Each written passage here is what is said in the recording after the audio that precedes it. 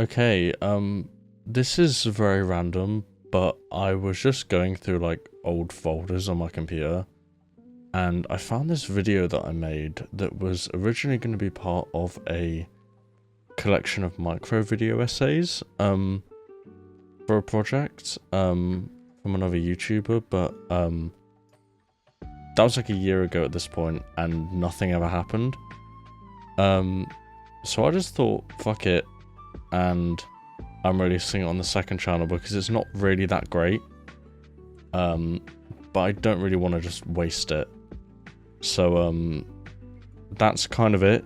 This is just a short 5-minute, essay that I made. Like, I did at this point, probably a year and a half ago now.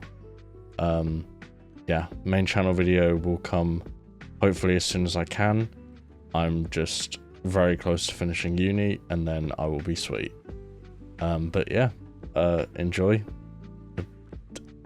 Take care. This is so weird. There's a hidden emotional depth that rests in everyone's soul in regards to humanity and what it means to live. With no reason to exist, us as humans lose purpose and find a lack of value in life. There's been many shows and movies that have delved into this topic on a grand scale, but rarely has one stuck with me from just 15 minutes of animation. This is Pop Squad. The third episode in season 2 of Love, Death and Robots has remained one of my favourite short animated stories I've ever seen. The story goes as follows. Detective Briggs works in a law enforcement organisation that is tasked with eliminating children being hidden by breeders in the underbelly of a skyscraping metropolis. His job requires no deep insight, no looking for clues, just death. As this mother is dragged away pleading for the kid's safety, Briggs pulls out his gun and aims it at this woman's 2 young boys. One of them holds up a stuffed dinosaur, and Briggs simply says...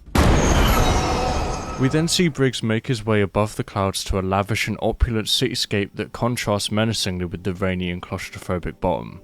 In this world, the rich live forever thanks to a serum that allows anybody to remain youthful at the cost of not being able to conceive children. Because of this society's morals, having children is deemed illegal due to the Earth not being sustainable enough to supply for new members of the population, which is why people that choose to have kids are often at risk of being hunted and quickly imprisoned, knowing that the offspring they've made may pay the price for their choices.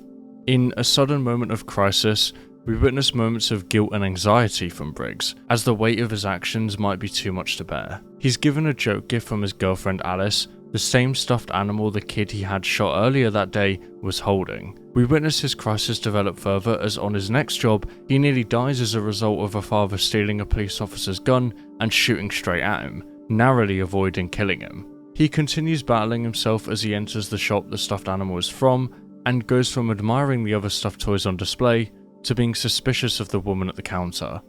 He chooses to follow her, leading him to a lush, decayed city overwhelmed with plant life and sunlight. He walks inside and discovers the woman has a child of her own, but instead of handling it in his typical fashion, he sits calmly with both and aims to understand what the purpose of raising a child truly is. The mother states that in the 218 years of her existence, her world has only now become bright after sacrificing her immortality to see the world through her daughter's eyes, which are the complete opposite of Briggs. They're so bright, they're so full of life. Not dead. Like yours. He smiles, then quickly lowers his gaze and attempts to cover up the empathy he just showed. And in a moment of panic, the mother attempts to take his gun but is swiftly taken over, and he points the gun at both her and the child. But he shakes again. He can't face it anymore. The episode ends with him walking out the front door and having a silent duel with his squad member Pencil. They exchange glances as the sounds of a baby's cries wail behind him. They take aim at each other, pulling the trigger, leading to both of their deaths. But this ending is not as abrupt as it makes itself out to be. The entire episode centers around 2 extremely important details: eyes and colour. Briggs's eyes throughout the episode are constantly devoid of life and substance. There's not a second where he showcases any brush of humanity, as they remain always dormant. This contrasts with both his girlfriend Alice and Melanie, the child in the cabin. Alice's eyes explode with colour as she receives her immortality treatment, metaphorically letting her see far into the future.